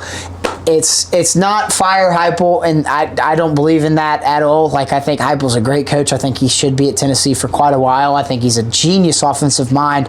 But those rumors start swirling, and he has to have a great recruiting class and a great year next year in order to save his job, which is even crazy coming out of my mouth. But I think that is kind of why I'm feeling Tennessee has a little bit of fight in them. But then again, on the flip side, Florida has the fight. It's too. a weird situation. So it's like I have no idea. That's why I'm a meteor game. I want the meteor strike to hit in Gainesville, So, Florida. yeah, I think that's one for me. Bama, Tennessee is one for me. Outside of that, just any combination of, the Iron Bowl, really. Like, just a bunch of teams I hate. The Iron Bowl is awesome, though, because it's rivalry. It is definitely, outside of, when I say awesome, I don't mean I like either of those teams. That's obvious to everyone watching this. But I think what I mean by that is, like, outside of Georgia, Alabama, the best product on the field over the last decade has been when Alabama goes and plays Auburn at Auburn. Yeah. That game is always just some crazy stuff happens. 4th and 31. In 2021, you had the 97-yard drive. Yep. Auburn wins 48-45 in 2019. Like, it's just crazy thing after crazy thing. Kick 6. Do I need to say anything else? I know. Like, it's crazy stuff that happens in that game. Yeah. It could go either way. But again, the couple meteor games for me. I think Tennessee's at a weird spot because they had Butch Jones and Pruitt back-to-back. So, like, who put them in a dumpster fire? Put them in a dumpster fire. And the fact that Heupel had a winning season his first year, I am by no means a Heupel fan, right? I don't like him as a dude. He's very annoying to me. But if you give him credit for anything, I mean, he has objectively put together a much better program than what he was given. That being said, like, no one, they're not happy with number 23. No. Obviously, no one's happy with number 23 unless you're like a team that's been horrible for forever and then boom. So, I mean, I guess they were at first. I guess my point is they should be doing a lot better than they are as far as this point in the year. Mm-hmm. I picked them to lose to Oklahoma. I didn't actually think they were going to lose to Oklahoma. I just did that out of spite, and it worked. So yeah, awesome. Praise God. But it's a weird spot for them. I think they'd be foolish to fire him at this point, just because, like, again, look at what they had, look what they have now. Right. I think that's a big part of it. But yeah, I mean, I think it's a weird spot for both those teams. I think Florida gets out of there with the win. I think they'd be crazy to fire that dude, and obviously it wouldn't happen soon. Yeah. He has probably. It would have to take like a horrible year next year for them to say I think so too. Just again because you got to compare it to what you had. Right. Like the standard's very different at different places, right? If you had, I mean, let's look at what Florida did. Florida had 3 really maybe not for us good years, but 3 really good years under Dan Mullen. He had a 5 and 7 year, 6 and 6 year. They fired him. The standard is different at different places. So I think that factors into it. I agree, and I think Heupel is. I think his job is safe, but you kind of have to close the season out strong. Like Absolutely. I said, that win total. I know it's just a Vegas odd, but people pay attention to that. You lose to Vandy at home, Tennessee, and then there's going to be some issues if you're a Tennessee fan. Exactly. So especially because two rivalries I didn't realize how much they hate each other. A&M Texas, because it's been away for so long. Yeah, we haven't seen it. We haven't seen it forever, and we saw it last year, and I was like, oh my gosh, they hate each other. Yeah. Obviously rivals hate each other, but they hate each other. And then Vandy, Tennessee. Obviously it's not really been the best game for a long time, but it's the same level of they really genuinely despise each other. And then the other game I had on here was Georgia Tech is number 16 right now, and then they play number 22 Pitt, so pretty decent implications for our game next week. A win, I don't think a win really moves them up that much, if at all, really. A loss definitely bumps them down. I think it's pretty big implications for our game. Tech's favored by 2.5. It's at Tech, I believe. Mm-hmm. What do you think about this game? What's your analysis right now? So Tech played terrible last week. Mm-hmm. Haynes King is a one-man show. Yeah. And so among my Heisman criteria that I talked about earlier, Haynes King is in that conversation because he is the heartbeat, soul, everything about that Georgia Tech team. But they eke out a win against Boston College, and Boston College is awful. So I had Georgia Tech actually falling in my rankings. I think USC's win over Iowa jumps them. Yeah. USC to number 16, Tech to number 17. But I think this Pitt team, what happened with Notre Dame, what Narduzzi said before the game, I don't really care, we could lose 100-10. Weird statement from the head coach. I don't know why a head coach would say that. And he was like, it doesn't matter in conference play. It's not in conference play. But you don't come up with an excuse and go to the locker room saying that in a press conference. That's just total. That kills your locker room. That makes me think of Carson Beck is the butt of the joke. So I'm sorry, Carson. This isn't. I'm sorry, but I'm not. It's not meant to be directed at you. I'm just thinking of examples. Yeah. Throw your receiver under the bus and then go into the locker room, see how that works out. Not the exact same scenario, but saying something so negative about your team and then walking to the locker room. That can't be good. That's not a recipe for success at all. Exactly, and it showed against Notre Dame. They walked in an uninspired team. Even though game day was there, the fans were juiced. Heinz Field was on fire. But goodness, the team just did not show up, and Jeremiah Love ran all over them. So I have zero confidence in Pitt right now. I think this Tech team is playing a spirited effort. I don't think they're nearly as good as their record says they are. I think they're in a terrible conference. I will say, yes, a horrible conference. ACC at this point just shouldn't. They should be a group of 6, whatever you want to call it. Yeah. But at the same time, very, very right. Not a great resume. They have been down several times and come back and found a way to win. Not saying that makes you a powerhouse top 10 team. It gives you some sort of credibility, though, as to the fact of you're resilient, you can find a way to win. Exactly. I think that's worth something at some point. That was our entire season up until Mississippi State 100%, for Georgia. 100%. So I think there is definitely some validity in that statement, in the sense that them being resilient is a big factor.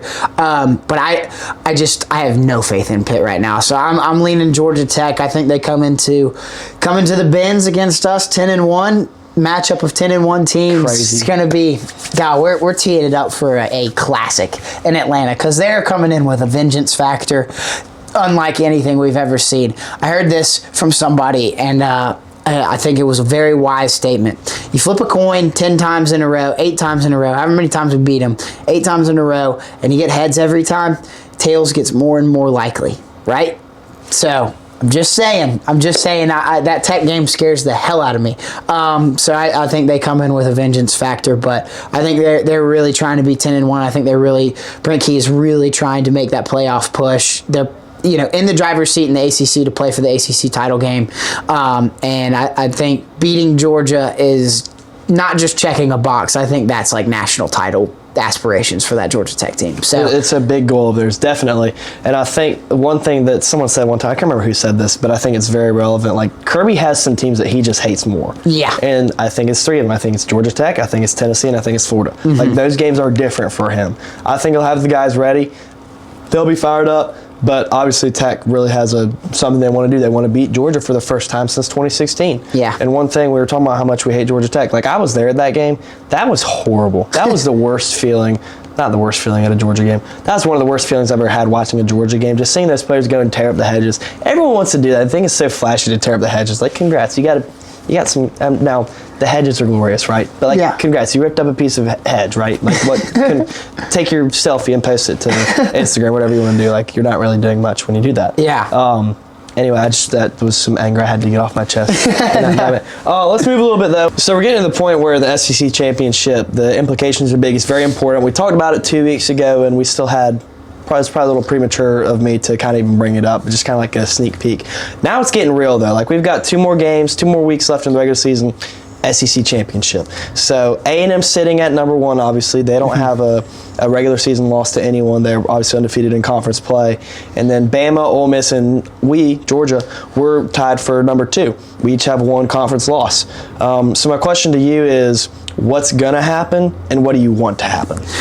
So I'm still on the boat of not playing in the SEC championship and probably ending up at that number 5 spot, which is kind of gonna be weird if we don't play in the SEC championship and Texas Tech wins the Big 12. I think that extra win and a conference title, I think Texas Tech might jump Georgia, and they would be playing the eventual probably Group of 5 champion in that number 12 spot. Georgia would probably be playing the ACC representative, which could be Tech, playing back-to-back games against Georgia Tech. So it's crazy how this whole thing is going to shake up. But I lean toward not playing in the SEC championship just because you get that extra rest. And yeah, maybe you don't get it in consecutive weeks with the rest of the playoffs. But I just, last year, I know it was kind of a fluky year based on the seeding and all that crazy stuff, but every team that got a bye lost in the second round of the playoff. Which is crazy to even think about. And it's a small sample size, and I'm not saying that's a guarantee whatsoever, but there's definitely a rust versus rest kind of dynamic, especially in college football. It's hard to get 18 to 22-year-olds rusty or rested, you know what I'm saying? So when you have the different lengths of games or lengths of bye weeks, obviously when you had the 14 playoff, everyone was off for the same amount of time. Now Georgia was off for 26 days last year. Notre Dame, I mean, I guess they didn't have the conference championship, so they're not as great of an example. But some other teams had like under 2 weeks off. We had close to a month. What's scary to me though is if we miss the SEC championship but do stay at number 4, we're not playing a game from November 28th to potentially January 1st. Yeah. And I hate the way that sounds. Yeah. I'm not saying that we can't figure it out. I think we're the most resilient team in college football, most connected team in college football. We will find a way, but I don't like the way that sounds at all. Yeah, I don't either. And so here's my stance on the SEC championship. The tiebreaker, it behooves me. I'm not even going to get into it. It spins my brain a million miles. There's a point where you get to like the 7th criteria for the tiebreaker. It's a coin flip. Yeah. It's a coin flip. I mean, it might happen this year. I think that it is in the cards. I don't know how it works out, but what makes sense to me is Alabama has the head-to-head over us, and they only have 1 conference loss. They should be in. Yep. I know that's the most likely scenario, but that's a whole different conversation. Spins my brain. I can't even wrap my head around it. But so say Bama and Texas A&M play in the SEC championship. If Bama wins, I think they become they're a top 4 team. I agree. And I don't think Texas A&M falls out of the top 4. I think Ohio State and Indiana on their collision course that they are on probably stay as the number 1 and number 2 team, which is I think wild. It depends a lot on how big of a loss that would be. Correct. And that's if A&M goes out and loses 38-10, they're probably going to follow the top 4. That being said, that's probably not going to happen though. Yeah. It's probably going to be a close game, within 10. I would say, if I had to guess, I'd probably say within 10. Yeah, but if Texas A&M beats Alabama in the SEC championship, Bama, that'll be their 3rd loss. I don't think they can punish them. They cannot leave them out of the playoff. That's what's tough about the playoffs though. It's it shouldn't happen, but it's very possible that, hey, if you lose your conference championship, we're going to kick you out, and I think that's wrong. Yeah. Especially when you have teams in there that didn't even make a conference championship. Right, exactly. And so, but my saving grace on us staying at number 4 is back to the Texas Tech point. I think if Georgia, who sits out, doesn't play in a conference championship, Texas Tech, who looks like a top 5 team in college football, if they play and they win the Big 12 championship, beating probably BYU a second time, and we all know how that first game went. They absolutely boat raced them and probably could have won by more. If they go in, beat BYU again, I think Texas Tech jumps into that top 4 conversation and getting a bye, which leaves out Georgia, on the outside looking in from a bye standpoint, but we're talking about not playing from November 28th to January 1st, and we're getting a game in between there, which is good.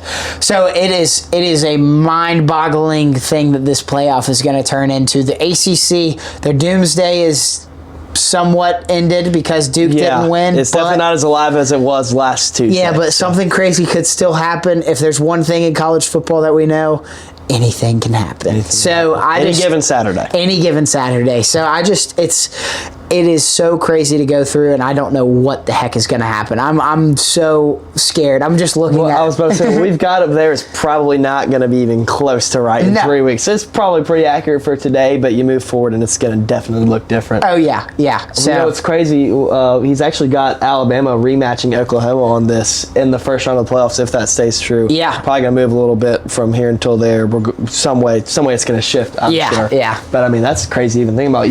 That's one cool thing about the 12-team playoff is I think there's a lot of potential for rematches, which you don't get as much in college football. I know we love rematches historically, but I don't know. I think that's such a cool thing to see. To have teams who had a close, really good game, or maybe not earlier in the year. The other team gets a chance of revenge, and then they lose to Georgia in the SEC championship due to Trevor Etienne and Dalen Everett and Peyton Woodring. That was crazy about Georgia. This is such a random off-topic fact, but every single point that Georgia scored last year against Texas was from Trevor Etienne and Peyton Woodring. Yeah. Which is such a cool stat to me. Yeah. Anyway, I want to shift a little away from that because it's so far off topic. But we've got the other 3 teams that are in that top 4 that aren't Georgia. Obviously, Georgia done with SEC play, so what we do now doesn't really impact the SEC championship, can impact playoff odds. Seeding, obviously, but Alabama plays Auburn. Just not even gonna say anything yet. Texas A&M plays Texas at Texas. Ole Miss and Mississippi State.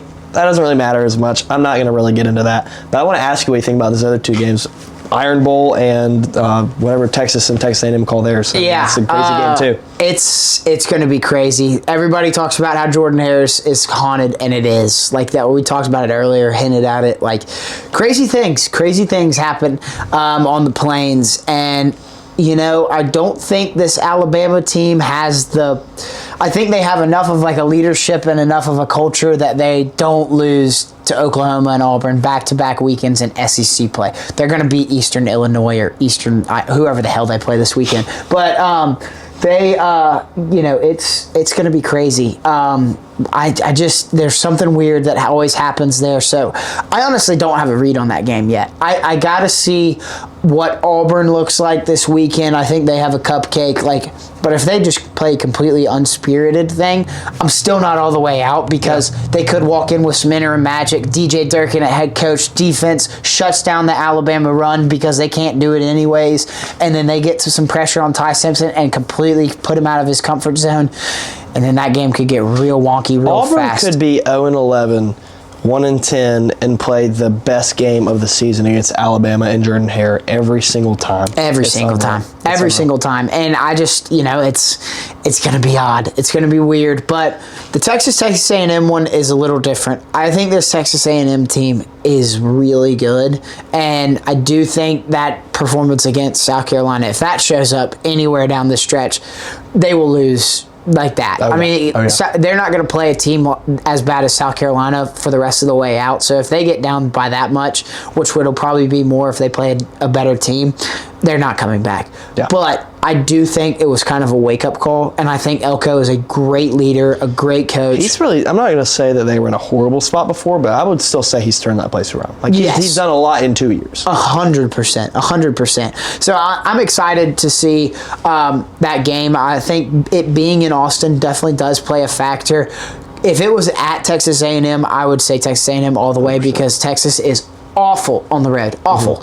But I do think Texas has a prayer because it's at home. If Arch Manning, the thing with this game against Georgia this past weekend, he didn't play a terrible game. I mean, 27 for 43, I think. Yeah. So, I mean, not horrible. Like we got to him, which is not his fault. That was the offensive line's fault. I think that's the problem with this Texas team. It is way bigger of a problem than Arch Manning. It is the offensive line. It is the receivers are getting very little separation. Ryan Wingo, he wasn't able to be touched against Oklahoma. Like, he was all over the place. He was playing out of his mind.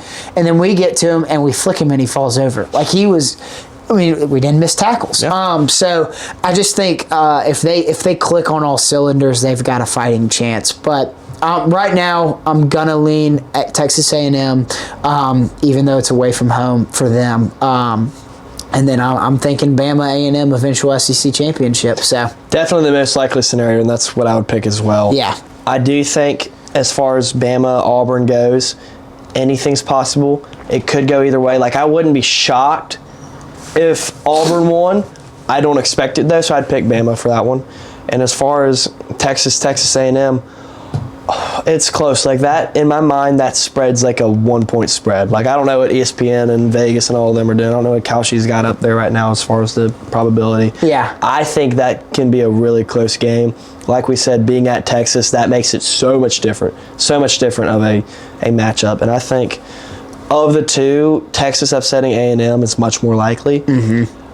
If I was asked to pick that game right now, I don't know who I would pick for Texas A&M. I think that's going to be like game of the year potential. I don't blame you. Not saying that I think that now A&M's best game versus Texas's best game, A&M. Yeah. A&M, we've seen that. Yeah. I think A&M would win that by 10. Yeah. But let me throw you a real curveball, a real wrinkle in this thing. Let's go to the game. Michigan, Ohio State. If Michigan wins that game, they're in the Big Ten championship, which is bonkers. Mm-hmm. But they're in the Big Ten championship, and then they play probably Indiana. What the hell happens if Michigan wins? If you get to they have to be in, but if you get into the Big Ten championship, anything can happen. Michigan can be in. If Oregon loses to USC, Oregon's definitely out, but then there's 4 spots for the Big Ten because you got to put Michigan in. I don't think Ohio State drops all the way out as an 11-1 team, of course. Yeah. Indiana's still in because they're playing for the Big Ten championship, but they potentially lose to Michigan. But, like, even if Michigan loses that game, they're playing for the Big Ten championship. How can you leave them? I mean, there is so many crazy things. If Michigan makes the Big Ten championship, I think they have to be in. Yeah. And honestly, this is going to sound so crazy, and this wouldn't happen, but this is what needs to happen. If it comes down to Ohio State and Michigan, I think you got to put Michigan in. Even if Michigan's a 3-loss team at that point, because who has Ohio State played? Ohio State's a great team, don't get me wrong. Yeah. Jeremiah Smith, unreal. He could be starting on an NFL team right now. Julian Sayin, not playing great teams, but he's got 80% completion. Like, it doesn't matter if you're playing the school of the deaf and the blind. 80% is a tough number to hit. Yeah. So, point being, though, if Michigan goes and beats Ohio State, say they lose to Big Ten, they've got losses to Indiana, Southern Cal, and Oklahoma. Is that correct? Mm-hmm. Those 3? I still think you got to put them in over Ohio State, who doesn't have a ranked win currently. Again, they're a good team. This is not a shot at Ohio State. I'm just saying what's right, what's wrong. They won't do that. They won't drop Ohio State from if it came down to them or Michigan. No. And honestly, I don't see that coming down to that. Now, if Michigan won against Indiana, that's where it gets weird. Like, I keep looking over at his wall. I know y'all can't see that, but I keep looking over at his wall. It's great work over here. But, like, if Michigan wins those next 2 games, I think they're top 7. Yeah. I don't think they're top 4. I don't think you can justify putting a 2-loss team in top 4. Nah. I think top 7's fair. I think they jump Bama. I think it'd be tough to justify them over Oklahoma since they lost to Oklahoma by a good bit. That was earlier in the year, and they would be a conference champion at that point. I don't know. It's so weird. That's a good question. There's some crazy curveballs. I haven't even thought about the Big Ten championship, but I have thought about the fact that, I know they'll be there if they beat Ohio State, so I have thought about it kind of, but not really as far as what happens if they win. Yeah. But, let's be honest, Michigan's had Ohio State's number. It wouldn't shock me if they won. At this point, I kind of go into it like last year, Ohio State had a much wider talent gap on Michigan, and it was at home and they lost. Yeah. This year it's much closer, and it's at Michigan. I'm not calling the Big House exactly the most threatening place in college football to play, but you're still playing the game. Yeah. At your place. It gets real tricky if Michigan wins that game. I know. It gets real weird. I know. It's nuts. There's going to be some serious conversations to be had for sure. 100%. For sure. It's so weird. And, the playoff committee overall, I know they get a lot of crap, but it's a tough job. I think overall they did a really good job throughout the 4-team years. Again, I'm not saying they got everything perfect. I think they did a pretty good job, though. It's tough. And what I don't like, though, is the criteria is put the best teams into the playoff. Yeah. This is more of an issue under the 4-team playoff than it is now. But, if you want the best 4 teams in, then it was tough to justify a conference champion not making it over a team who didn't even make their conference champion. So that's what made it tough then. I don't think that's as much of an issue now. But if we really want to put the best teams in, I don't know. You got to look at results, but you also it's tough. There's so many factors going. It's the eye test, I think, is a load of crap, right? Because that's justification for I can put in who I want. Right. So. But I don't know. If you a couple years ago when Florida State got snubbed for Bama, let's be honest, Alabama was going to beat that Florida State team if they went head to head. Not saying it would have been a beatdown, but they would have won that game. Yeah. So that's kind of a thing to look at. I don't know. It's going to get really weird with Michigan and Ohio State. Very weird. Very weird. But we had a couple questions off of the Instagram story, so I wanted to read these off. My favorite one, or not my favorite one, but the funniest one. What if the Falcons brought in Kirby for one day to critique everything and leave a notebook? Oh my gosh. I still think the Falcons would suck. They'd lose the notebook. Yeah, they'd lose the notebook. I just think the Falcons are in such a bad way. And Penix is out for the year. Drake London's out for a couple weeks. They're in a bad spot. But I do think Raheem's job is on the line. I don't think they're not going to do it this week. But they'll probably, if we lose 2 more straight, I think he's gone. 3-9 with the talent that they have on that roster, you are wasting the prime of maybe a top 5 receiver in Drake London, potentially the top running back in Bijan Robinson. I love that dude. He's great. I love his interviews. He's just a very humble guy. I couldn't say enough good things about Bijan Robinson. Go watch his interviews. They're great. But when you have, again, that talent and you keep losing 1-score games over and over and over again, pretty much the reverse of what Georgia did to start the year. Yeah. And even if it's a really good team, like the Colts, lose to them in overtime. Panthers, they're 5-5, I think. Yeah. Lose to them in overtime. Patriots lose to them by a point. Crazy stuff. No matter how good you are, how close you are, that's why Hugh Freeze got fired. It's not exactly that Hugh Freeze didn't have talent or that they wouldn't eventually figure it out. You've been there for 3 years. You're losing to teams you shouldn't lose. You're losing to them close. And you're close with the good teams. But Kentucky was nail in the coffin for him. Yeah. Kind of a similar scenario for Raheem Morris if they don't figure it out pretty soon. I will say this. I want your opinion on this. I don't think it matters as much in the NFL, and I think you'll probably agree with this, firing a head coach earlier in the year. You can wait until the end of the year to fire your head coach in the NFL because you're not worrying about recruiting. And in college, if you fire your head coach in week 12, none of the recruits know who they're going to play for next year. Knowing the portal is going to come to a program who's in a transition, it's a bad situation. I know LSU a couple years ago, and I think Southern Cal did the same thing. They both stole head coaches. They stole Brian Kelly from Notre Dame. They stole stole Lincoln Riley from Oklahoma. Yeah. And at that point, it's you're right around signing day. That looks really good for recruits. You get a lot of last-second impulse flips, especially from those teams like Notre Dame to LSU, I'm sure. I know for a fact from Oklahoma to Southern Cal. Yeah. So I think it's a bigger deal firing them early on in college. What do you think about that? Yeah, I totally agree. I think recruiting is a massive, massive part of it. I think that's why this whole lane to whoever is going to get really interesting. I think Ole Miss has to put an ultimatum on him. It has to be, you have to have a decision to us before the Egg Bowl, or you're not coaching the Egg Bowl and you're not coaching us in the playoffs, because that hurts them. Inevitably going to make it, but it hurts Ole Miss. But it hurts Lane Kiffin. He brought that team he willed that team to what it is today. And if you're going to be the total kind of asshole, to be honest, and do that, you shouldn't be allowed to coach for us. And I don't blame Ole Miss at all, but you have to do that because he's going to Twitter and doing all these cryptic messages. He's playing he's acting like a child when it comes to this, and he always has, and that's part of his coaching style. And if you want him as your head coach, Florida or LSU, you've got to just tell him yes. You can't tell him no. And that's what Ole Miss has done, and it's worked. But you have to be all in on the Lane experience. And So I don't know. It's a crazy experience. And to your point, like you have to, like that's why you have to, like Ole Miss needs to know because they want to have recruits and they'll lose 16, 17 recruits. Like Penn State just lost 17 recruits in the past month since James Franklin was fired. Brian Kelly at LSU, I don't think he lost too many because everybody came out afterwards like he is the worst person in the world. Yeah. But James Franklin gets fired and like Drew Aller and all those running, like Katron Allen, all those guys are like, I'm so sad to see my head coach go. And they're like genuinely upset because he was a good dude. And I think he's going to do great at Virginia Tech. Another conversation. But I just think like you have to get a head coach in there as soon as possible in college versus the pros. As long as you got a head coach by the combine, then you're chilling. Yeah, I agree. Exactly. I don't think it matters that much up until you get to the draft, right? Like, right. I don't think it's in free agency too. Let's say free agency. So like if you don't have a head coach by March, that's more of a concern. Whereas college football, if you're waiting until December, that's a big deal. Yeah. This was the question I got. Not on that. I thought that was a pretty hilarious point on the Falcons. And yeah, to answer that question, I don't think there's much you can do to save the Falcons at this point. But this one I like. I'm going to change it a little bit. It said, realistically, will Gunnar Stockton win the Heisman? I think we're going to say no to that. But so to make it a little more interesting, what is the % chance that he wins the Heisman if you had to put a number on it right now?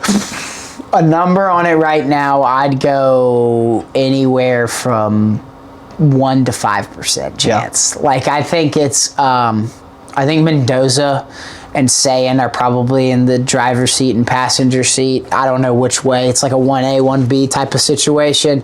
I think Ty Simpson's Heisman campaign is ended with that loss to Oklahoma and just absolutely crap in the bed. Yeah, he really didn't play that well. I mean, he played great the rest of the year. Like I hate giving credit to an Alabama player, but like he would just mechanic-wise. I watched the Florida State highlights. I remember seeing him, and I was like, of all the things that went wrong in that game, it wasn't him. Like he wasn't the issue.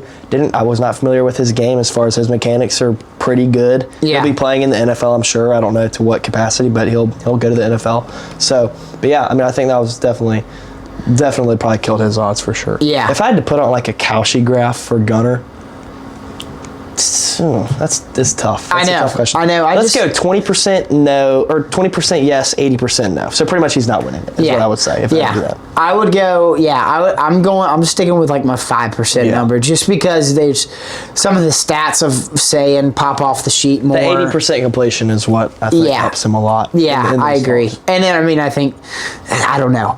It's so weird, but I do think I'll go like 50-50 shot he's in New York, at least invited. I like that. I like that. So see, it's tough because there are a lot of people who are worthy of it at this point. Sayin, Gunnar, Marcel Reed, Mendoza, Dante Moore is one they throw out there. I mean, I think Jeremiah Smith. I know he hasn't really. Neither of them have played anybody this year, but it's like it's still Jeremiah Smith. So there's a chance for all those guys. A name I didn't mention earlier too, Jeremiah Love, the running back at Notre Dame. Yeah. I mean, don't know how I didn't mention him. He's playing out of his mind. He was great last year. Yeah, talking about an important player to a team. Mm-hmm. I think that Notre Dame team without a rushing attack would be nothing. It's a great backfield. That's a great backfield. You got C.J. Carr right next to Jeremiah Love. Like that's a great lineup. No, it's tough. Here's one that I think is pretty relevant. We may have gotten a little bit at earlier. If we get a first-round bye, how do we avoid getting cold like last year? And I'll answer this first. I think a lot of it has to do with what type of bye do you have. Yeah. Like, are you the type of bye where it's like, and so I'm going to change a little bit, not just a first-round bye. Let's say you don't play in the SEC and then you play first round. That's pretty much a bye week. Yeah. The one I don't like, we already kind of discussed, is you miss the SEC, stay a top 4, and then go to the second round, which, I mean, talking to you, I don't think that's going to happen with Texas Tech if that does work out the way they want it to. I just think it's a weird situation. But how does Georgia stop? Let me read this the way he put it. How do we avoid getting cold like last year if we do get a first-round bye? I mean, I think I really don't know the answer. There's so many factors and stuff, and, like, I mean, you got to think about it. Over that break, these kids have Christmas and they get to go home. I think the rule is if you live in a 300-mile radius of Athens, then you get to go home. Yeah. If you don't, then you have to stay in Athens. Now Kirby hosts a team Christmas at his house and all that stuff, and that's great. But like there is some level of like you wanting to be home, and if it's basically if you're not from the state of Georgia, you can't you don't get to go home. Which I mean it sucks, but that's the way it is. It sucks, but it's the way it is. Yeah, I mean that's if you want to win a national championship, you gotta suck it up. I hate to be an inconsiderate person, but I don't honestly know. Like, I think it's like I said earlier, it is so weird and a tall task as a head coach in Kirby Smart's shoes to get 18 to 22-year-olds to stay rested or get rusty. And, I mean, I know he's practicing like a bat out of hell and yelling at them and doing the exact same thing that he's done for the entirety of that. I do think last year was weird. Obviously, there was a terrorist attack in that town that delayed the game. Definitely. Yeah. Obviously horrible. Yeah, horrible. Definitely. Kirby's dad dies the night before the game. Yeah. Like, you can't tell me that didn't play a role in that loss. And so I just think last year was very weird. I think this sounds so arrogant and biased. At the end of the day, I do think Georgia was the more talented team than Notre Dame. Georgia hurt themselves in that game. Yes. But, I mean, let's look at it. Like, we owned them defensively. Georgia struggled a lot last year with just getting, like, missed tackles. Yeah. Keep going back to missed tackles, like getting the ball carrier on the ground. And we did not do a great job of that against Notre Dame. And I think a lot of it comes down to, I love Gunnar Stockton. I do think he's better for Georgia than Carson Beck. Carson Beck, yet again, getting to be the butt of the joke. But at that point in the year, Carson Beck's been your starter for 30 games. He started the whole year. You can't really. I think it's tough to say that there's not some situations in that game where if Carson Beck's in, he's making some checks, he's doing some different things than Gunnar. Gunner's a little inexperienced, and that's part of it. That's not a shot at Gunnar. Right. It's just that's the situation you're in. You're playing a team in the playoffs. That's your first start is in the playoffs against Notre Dame. Right. Who, again, I don't think they're very. I'm not going to say they're not talented. Compared to us, I don't think they're nearly as talented last year. Yeah. But they're well coached. And I think that had a lot to do with it. They played man coverage very well in that game, I'll say that. And that was tough for Gunnar. Yeah, exactly. So I think last year was an anomaly, and I think it was weird. I think, and it happened to all the other teams too, and that's matchup wise because of the BS how the playoffs were formatted last year. But I just think there's definitely an anomaly and a small sample size for us to pull that it's not good to have a bye. I think at the end of the day, it is good to have a bye.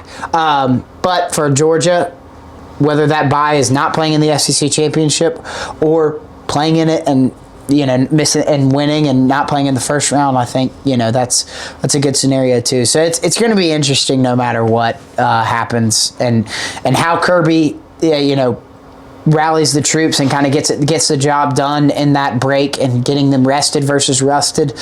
I think it's going to be a testament to how good of a culture we have, how good of a coach he is. I think it's a weird spot because for quite a few weeks I've been saying I don't really want to make it because we've gone through all the scenarios. Everyone knows it at this point. Yeah. I guess what I'm getting at is now that I realize we're really peaking right now, like we're playing some really, really good football, I think as many games as we can get in, the better. I'm not saying let's go to SEC Championship, lose it, and then play the first round. I'm not saying that at all. Yeah. But I hate the idea. I really, really hate the idea of having that over a month break. At least get some sort of game in there. Whoever it is, I think as long as you're having a pretty comparable break to these other teams, I think you got a really good shot. Yeah. Back to Charlotte because, again, not a fun game to break down, but you have to do it. You have to break down every game. What's your score prediction? So I haven't given you a team or winner, but I've just given you some weird scores. I feel a little bit more confident about giving you a team, but you can take this how you will. I still won't just say it blatantly because it is good luck so far. I will say 44-0, and we don't cover. That's crazy. That's crazy. I mean, that would be the way that works out for sure. He would. I don't know. I can see that for sure. I said that I think it'll be a shutout. I think we're kind of on the same idea there because it just feels like a perfect time for Georgia. When was the last time Georgia shut somebody out? Do you remember off the top of your head? Yeah. Actually, no, I don't. I don't remember. Shutout. I mean, it's been a long time. We didn't get one last year. No. We're going to figure this out. I know. We didn't get one in 2023. Or did we? No, Sanford, 33-0. Well, that was 2022. That was 22. I think that was the last one. I don't know. I believe that was the last one. But it's been a minute. I really want to shut out. I think we'll get it this weekend. Let's go. This actually was a number that came up in my head, and you're gonna either love this or hate this. 45-0. Georgia I covers like it. by I half like a it. point. I was So hoping here we you'd got say it. we got 44-0 and 45-0 right One here. covering, you're covering, one not Within covering. half a point. Within half a Yeah, but point. I didn't say a team. Charlotte could be as 44-0. I don't think that's gonna happen. All right. Well, Hammy, obviously, thank you for offering this great, just man cave, if you will. Definitely we'll be back. This is Heck yeah, man. Awesome. Go Dogs will be back next week in some form to break down Charlotte as much as we can. Moving into Georgia Tech, obviously. Go Dogs. Go Dogs. It's been a great episode, you know. Heck yeah, come back and see us. Come back, let's get to the SEC championship. We'll be at that Tech game, obviously, as you said, get some good content for you guys there, and just move forward from there. Yeah, there we go. Cheers. Cheers. Go Dogs.